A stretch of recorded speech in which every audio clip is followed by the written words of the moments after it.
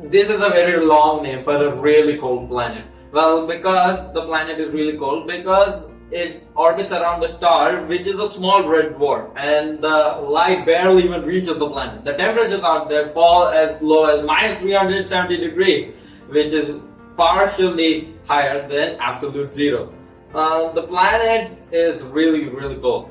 And if the planet did have a rocky core, it might generate some heat, and chances are that there might be some alien-like substances lurking out there in this very cold planet. Dimidium, located roughly about 50 light years away from our solar system, is terrifying in its own way. The planet is completely locked to its sun. That means one side is always hot and the other side always turns away. Okay, the black side. And the hot side reaches the temperature of up to 1800 degrees and winds reaching up to a speed of 600 miles per hour.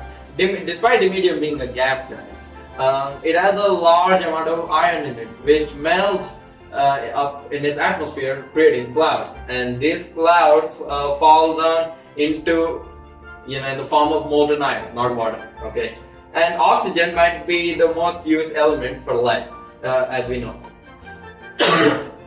But it's not the case with Osiris. Scientists were shocked to find oxygen in this planet, or rather around it, because it's 8 times closer to the star than Mercury is to the sun, which makes Osiris a living melting point, that anything that could melt will. It will melt because of the extreme high temperature. And a year on Osiris is really short. 1 year on Osiris is equal to 3.5 days on Earth. Just 3.5 days.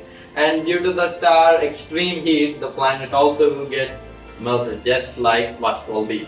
Goddard XO3b is neither as hot nor as cold, but it is really terrifying in its own way. It's very terrifying. The planet is almost the same size as Jupiter, but the difference is that it is 20 times denser, and which makes the surface pressure on the planet 50 times more than it would on Earth. If you would have stepped on the planet, it would be your ultimate doom, because the large amount of gravity will crush you immediately.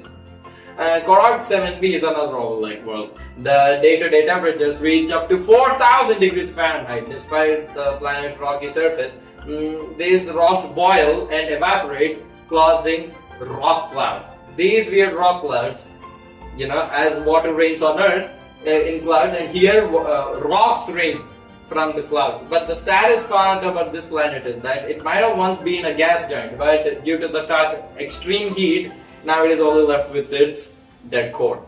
You might be thinking asteroids are the only things which are floating in space, but things such as ODS-44 may think you twice and shiver.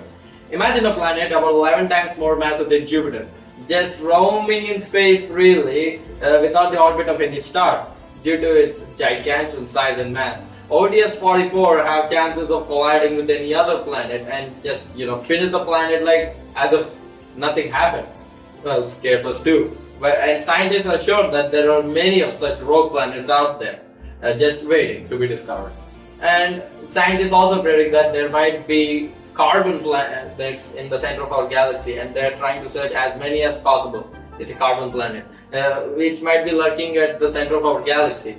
And in these planets, the climates can be really, really hot. But scientists have never found any of them. Clouds of toxic gas, and roads full of tar going on, and it's raining oil. It's raining oil. When it rains, it just turns into immediate fire of gas. It turns fire and burns everything around it. Well, we don't know what might happen in those kind of planets. Thank you for watching, and I'll see you in the next one.